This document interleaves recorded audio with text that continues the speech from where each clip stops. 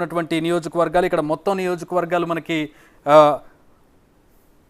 15 నియోజకవర్గాలు ఉన్నాయి. 15 నియోజకవర్గాల్లో మనకి భీమిలి, విశాఖ తూర్పు, అలాగే విశాఖ దక్షిణ టీడీపీ జనసేన గెలవబోతుంది. విశాఖ దక్షిణ నుంచి జనసేన, సౌత్ నుంచి జనసేన పోటీ చేస్తూ ఉంది. జనసేన అక్కడ గెలిచే అవకాశం కనపడుతుంది.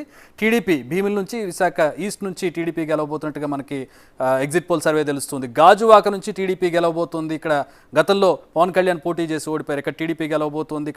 ఇక అనకాపల్లి నుంచి జనసేన పోటీ చేస్తుంది. అక్కడ జనసేన గెలవబోతోంది. పెందుర్తి నుంచి జనసేన పోటీ చేస్తుంది. అక్కడ కూడా జనసేన గెలవబోతుంది. యలమంచిల నుంచి కూడా జనసేన గెలవబోతుంది. పాయకరావుపేట టీడీపీ ఖాతాలో పడబోతున్నట్టుగా మనకి ఎగ్జిట్ సర్వేలో తెలుస్తుంది. ఇక టఫ్ ఫైట్ ఉన్నటువంటి ప్రాంతాల్లో వైసీపీకి ఎడ్జ్ కనపడుతుంది.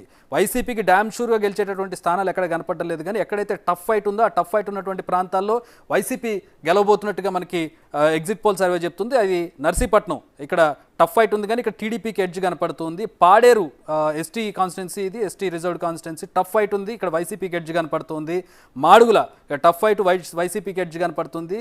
విశాఖ పశ్చిమలో కూడా వైసీపీకి ఎడ్జ్ కనపడుతుంది. టఫ్ ఫైట్ ఉంది ఇక్కడ, అంటే అటు ఇటు అయినా అవ్వచ్చు, ఉన్న దాంట్లో వైసీపీకి ఎడ్జ్ కనపడుతుంది. విశాఖ నార్త్, ఉత్తరం బీజేపీ పోటీ చేస్తుంది. అక్కడ టఫ్ ఫైట్ వైసీపీకి కనపడుతుంది. ఏంటి ఇక్కడ టీడీపీ, ఇంతకుముందు మనం టీడీపీ ఎలా అయితే శ్రీకాకుళం ఉండు, విశాఖలో కూడా టీడీపీకి మంచి పట్టున్నటువంటి జిల్లా అది. అక్కడ ఉన్నటువంటి స్థానాలు చాలా విశాఖలో టీడీపీకి మంచి కంచుకోట లాంటిది. అలాంటిది లాస్ట్ టైం విశాఖలో బాగా నష్టపోయింది, కానీ ఈసారి రీగెయిన్ చేస్తున్నట్టు కనపడుతుంది. వైసీపీ బాగా నష్టపోతున్నట్టు కనపడుతుంది.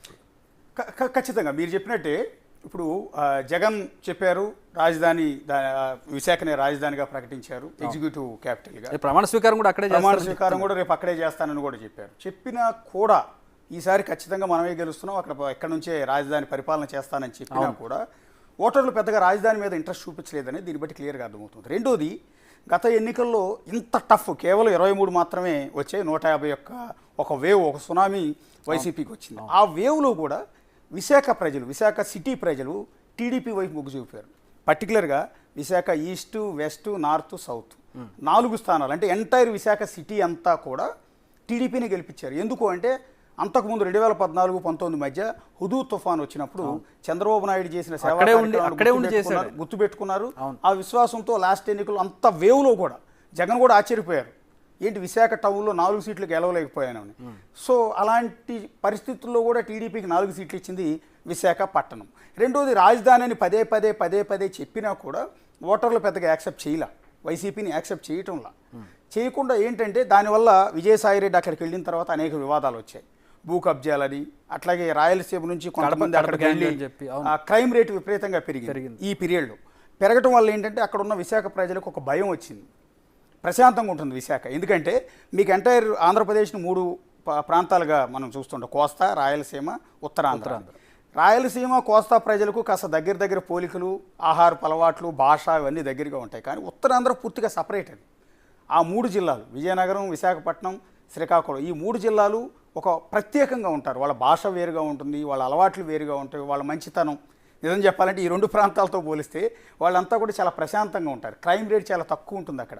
చాలా ప్రశాంతమైన జీవితానికి ఆ 3 జిల్లాల ప్రజలంతా కూడా ఆసక్తి చూపిస్తూ ఉంటారు. అలాంటి విశాఖపట్నంలో అలజడి మొదలైంది గత 5 ఏళ్లలో. భూ కబ్జాలు కావచ్చు, అనేక అలిగేషన్స్ కావచ్చు, కుంభకోణాలు కావచ్చు, క్రైమ్ రేటు విపరీతంగా, మర్డర్లు పెరగటం, వీటన్నిటి నేపథ్యంలో భయపడిపోయారు. అందువల్ల మాకు రాజధాని వద్దు, ట్రాఫిక్ విపరీతంగా పెరిగిపోయింది. అంతకుముందు ప్రశాంతంగా ఉండేది వైజాగ్, ఎయిర్పోర్ట్కి వెళ్ళాలంటే భయపడే పరిస్థితి వచ్చింది. ఇంకోటి, వైజాగ్ను కొత్తగా ఏం డెవలప్ చేయక్కర్లా, ఒక క్యాపిటల్ అని చెప్పి కొత్తగా డెవలప్ చేయక్కర్లేదు. ఎందుకంటే ఆంధ్రప్రదేశ్ మొత్తంలో పెద్ద సిటీ విశాఖపట్నం, బాగా డెవలప్డ్ సిటీ కూడా విశాఖపట్నమే. అందుకనే ప్రజలందరూ కూడా రిటైర్డ్ అయిన తర్వాత వచ్చి వైజాగ్లో సెటిల్ అవడానికి ఇంట్రెస్ట్ చూపిస్తారు. అలాంటి వైజాగ్ను కొత్తగా ఎవరు డెవలప్ చేయక్కర్లేదు, ఎందుకంటే నార్త్ ఇండియన్స్ కూడా చాలా ఎక్కువ మంది ఉంటారు. ఇండియన్ నేవీ అక్కడే ఉంటుంది, ఎయిర్ ఫోర్స్ బెంగాల్ నుంచి వచ్చి సెటిల్ అయ్యి అక్కడ చాలా కల్చర్. ఈ ఇండియన్ నేవీ వల్ల కావచ్చు, ఎయిర్ ఫోర్స్ వల్ల కావచ్చు, వీటన్నిటి వల్ల ఎక్కడెక్కడ స్టేట్స్ ప్రజలంతా కూడా అక్కడ ఉంటారు. అక్కడ మిక్స్డ్ ఒక ఇండియా, అదొక మినీ ఇండియా లాంటిది ఒక విధంగా చెప్పాలి. ఆల్రెడీ డెవలప్డ్ అండ్ ఎస్టాబ్లిష్డ్ అనేక పరిశ్రమలు ఇక్కడ ఉన్నాయి. కేంద్రానికి సంబంధించిన అనేక పరిశ్రమలు అక్కడ ఉన్నాయి. ఫార్మా పరంగా అక్కడ డెవలప్ అయింది, ఐటీ డెవలప్ అయ్యి ఉంది.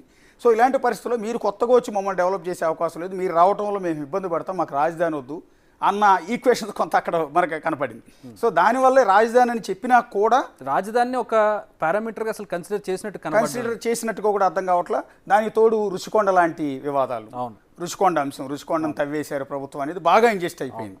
సో వైసీపీ మళ్ళీ అధికారంలోకి వస్తే కొండలు గుట్టలు మొత్తం తవ్వేస్తారు, భూ కబ్జాలు ఉంటాయన్న భయం వాళ్ళందరిలో కూడా వచ్చింది. ఇది మనం అంటున్న మాట కాదు, వాళ్ళందరూ అంటున్నారు. అది ఇక్కడ రిజల్ట్లో క్లియర్గా కనపడుతుంది. ఎందుకంటే వైసీపీకి అదంతా వ్యతిరేకమే. తర్వాత 5-6 సీట్లు వైసీపీకి ఎలా వచ్చాయి అంటే ఏజెన్సీ ఏరియా పర్టికులర్గా మీరు చదివిన దాంట్లోనే క్లియర్గా ఉంది. ఏజెన్సీ అంటే పాడేరు కావచ్చు, అరకు కావచ్చు, ఇలాంటివన్నీ కూడా ఏజెన్సీ ఏరియా. అక్కడ నీకు ఎస్సీ ఎస్టీ ఓట్లు చాలా ఎక్కువగా ఉంటాయి. ట్రైబ్ ఓట్లు, మీకు ట్రైబ్ ఓట్లు చాలా ఎక్కువ ఉంటాయి. ట్రైబ్ ఓట్లలో క్రిస్టియానిజం కన్వర్షన్లు చాలా ఎక్కువగా ఉన్నాయి. గతంలో రాజశేఖర రెడ్డి ఉన్న టైంలో కూడా చాలా పెద్ద వివాదం ఉంది. బలవంతపు మత మార్పిళ్ళు అనే వివాదం చాలా ఎక్కువగా ఉంది. అందువల్ల కన్వర్టెడ్ క్రిస్టియన్స్ అంటే ట్రైబ్లో కన్వర్టెడ్ క్రిస్టియన్స్ చాలా ఎక్కువగా ఉంటారు. ఆటోమేటిక్గా ఆ ఎస్టీలు వైసీపీ వైపు ఎక్కువగా మొగ్గు చూపుతారు. దానికి ఈక్వేషన్స్ ఏంటనేది అందరికీ తెలుసు. అందువల్ల ఈ పాడేరు కావచ్చు, అరకు కావచ్చు, ఇలాంటి కాన్స్టిట్యున్సీలు కొట్టడం అనేది చాలా కష్టంగా ఉంది. కాకపోతే పాయకరావుపేట చాలా స్ట్రాంగ్ వైసీపీ. అలాంటి చోట టీడీపీ గెలవటం అనేది వెరీ ఇంట్రెస్టింగ్ అని చెప్పాల్సి ఉంటుంది. రైట్. ఇక్కడ జనసేనకు కూడా బాగా ఎడ్జ్ కనపడుతుంది. పోటీ చేసిన అన్ని దగ్గరలో కూడా దాదాపు జనసేనకి మీకు ఆటోమేటిక్ ఈక్వేషన్ కదా. మీకు అక్కడ టీడీపీ జనసేన కలిసినాయి. మీకు వైజాగ్ అనేది ఒక ప్రత్యేకం. ఎందుకంటే గతంలో వైజాగ్ ఎంపీగా స్వయానా జగన్మోహన్ రెడ్డి 2014 ఎన్నికల్లో స్వయానా జగన్మోహన్ రెడ్డి వాళ్ళ తల్లిగారైన విజయలక్ష్మి గారిని అక్కడ ఎంపీగా బరిలోకి దింపారు. కానీ ఓటర్లు తిరస్కరించారు. భారీ మెజార్టీతో ఖమ్మంపాటి హరిబాబు గెలిచారు బీజేపీ తరఫున సీట్ ఇస్తే. సో అలాంటి ఈక్వేషన్స్ ఉన్న వైజాగ్లో ఈసారి రాజధాని ఈక్వేషన్ వర్కౌట్ కాలేదు. ఇలాంటి అలిగేషన్స్, భూ కబ్జాలు ఇవన్నీ ఉన్నాయో విజయసాయిరెడ్డి లాంటి వాళ్ళ ఎఫెక్ట్ కూడా చాలా ఎక్కువగా ఉంది. రుషికొండ లాంటి ఎఫెక్ట్, ఒక రుషికొండ 4-5 కాన్స్టిట్యున్సీలు ఓడిచ్చిందని చెప్పాల్సి ఉంటుంది. ఒక రుషికొండను తవ్వటం అనేది ఖచ్చితంగా ఒక 4-5 నియోజకవర్గాల మీద ప్రభావం చూపించింది. అట్లాగే మీరు చెప్పినట్టు భీమిలి ఆల్రెడీ అది గతంలో టీడీపీకి చాలా మంచి పట్టున్న సీటు. గత ఎన్నికల్లో ఓడిపోయారు. ఈసారి అక్కడ నుంచి గంటా శ్రీనివాసరావు పోటీ చేశారు, గెలుస్తున్నారు. ఆయన సెంటిమెంట్ బాగా వర్కౌట్. విశాఖ తూర్పు ఓడించడం అనేది ఎవరి వల్ల సాధ్యం కాదు. అక్కడ ఉన్న వెలగపూడి రామకృష్ణ బాబును ఓడించడం అనేది చాలా స్ట్రాంగ్ పర్సన్. అసలు ఏ పార్టీ తరఫున కాదు, ఇండిపెండెంట్ గా పోటీ చేసిన గెలిచే స్థాయి నేమ్ బ్రాండ్ అక్కడ ఉండాలి. యా, దక్షిణం జనసేన గెలుస్తుంది, ఉత్తరం బీజేపీ టఫ్ ఫైట్, విష్ణుకుమార్ రాజుకి ఇచ్చారు సీటు. సో ఇది టఫ్ ఫైట్ అనేది వెరీ ఇంట్రెస్టింగ్. ఎందుకంటే విశాఖ సిటీలో ఆల్రెడీ మొన్న అంత వేవ్లో కూడా టీడీపీని గెలిపించిన ఓటర్లు ఈసారి కాస్త టఫ్గా ఉంది. యా, అది కొంత ఇంట్రెస్టింగ్ ఎలిమెంట్ అది చెప్పాల్సి ఉంటుంది. అలాగే విశాఖ పశ్చిమ కూడా టఫ్ ఫైట్ వైసీపీకి ఎడ్జ్ ఉంది. అంటే బీజేపీకి సీటు కేటాయించిన చోట విష్ణుకుమార్ రాజు ఉన్న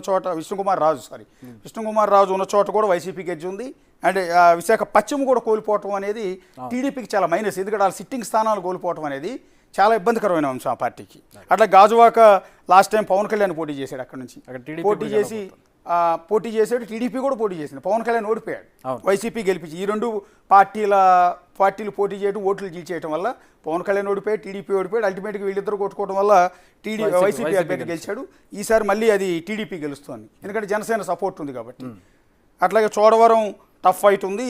ఎడ్జ్ ఎవరికి అన్నది మనం ఇప్పుడు పూర్తిగా రెండు పార్టీల మధ్య వైసీపీ టీడీపీ మధ్య టఫ్ ఫైట్ ఉంటుంది. మాడుగుల టఫ్ ఫైట్ ఉంది, వైసీపీకి కొంత ఎడ్జ్ ఉంది. మాడుగులు కూడా కొంత ఏజెన్సీ ఏరియా, ట్రైబ్ ఓట్లు ఈక్వేషన్స్. అరకు బీజేపీకి ఇచ్చారు, వైసీపీ ఎడ్జ్ ఉంటే ఆ YCP decide almost. Paderu tough fight అన్నారు, కానీ పాడేరు కూడా వైసీపీ ఎక్కువ గెలిచే అవకాశం అక్కడ ఖచ్చితంగా ఉంటుంది. అనకాపల్లి జనసేన గెలుస్తుంది, పెందుర్తి జనసేన గెలుస్తుంది, యలమంచిలి జనసేన గెలుస్తుంది, పాయకరావుపేట టీడీపీ గెలుస్తుంది, నర్సీపట్నం మాత్రం టఫ్ ఉంది. టీడీపీకి ఎడ్జ్ కనపడుతుంది నర్సీపట్నం. చింతకాయల అయ్యన్న పాత్రుడు.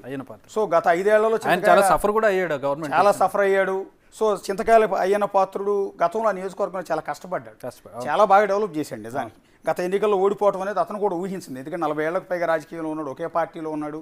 కొంత నోటి దురుసు కొంత ఉన్నా కూడా చాలా మంచివాడు అన్న పేరు ఉంది అక్కడ డెవలప్మెంట్లో కానీ వాటిలో కానీ. లాస్ట్ టైం పూరి జగన్నాథ్ తమ్ముడు పూరి గణేష్, శంకర్ గణేష్ సంథింగ్, ఆయన ఎమ్మెల్యేగా గెలిచాడు. దర్శకుడు పూరి జగన్నాథ్ తమ్ముడు అక్కడ ఎమ్మెల్యేగా గెలిచాడు. ఈసారి ఓడిపోబోతున్నాడు, అయ్యన్న పాత్రుడు గెలుస్తున్నాడు. రైట్. నెక్స్ట్ ఉమ్మడి విశాఖ జిల్లా చూసాం. ఇప్పుడు